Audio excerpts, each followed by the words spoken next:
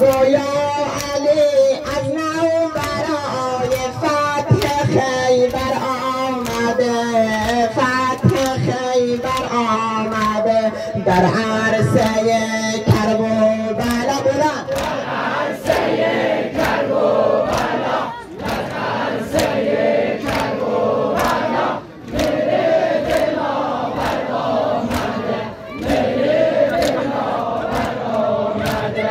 در دست دارد پرچم توحید علم دار حسین، در دست دارد پرچم توحید علم دار حسین. هم سنگر و هم رزم و سقا و سپهدار حسین، هم سنگر و هم رزم و سقا و سپهدار حسین.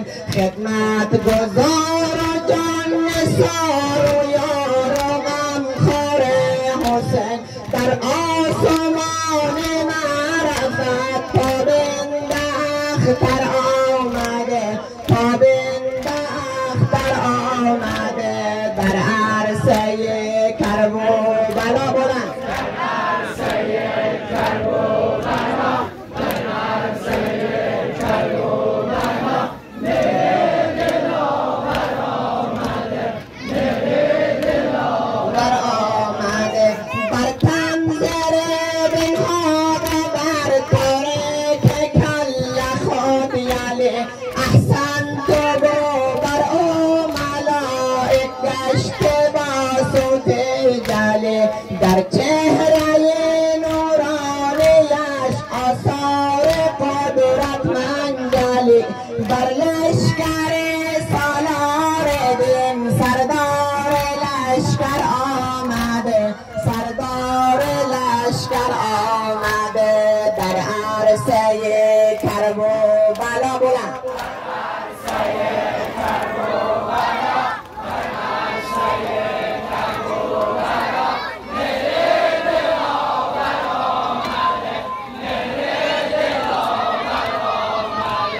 گاهی به دربار حسین، گاهی به گرد خیمه ها، گاهی به دربار حسین، گاهی به گرد خیمه ها.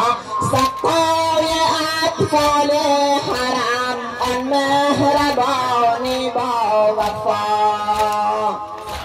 سقای اطفال حرم آن مهربانی با وفا.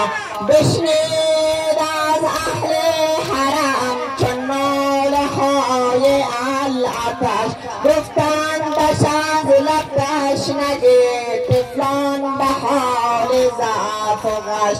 گفتا سکینه با فغان با عموی آباورش، آبی رسان بر ما اگر بهرت میسر آمده در عرصه کربلا بلند، در عرصه کربلا، در عرصه کربلا میره دلاور آمده، میره دلاور آمده. برای اینکه خستگی از تنتان همه یا کدام گفتنی نصیحتی برای ما داشت.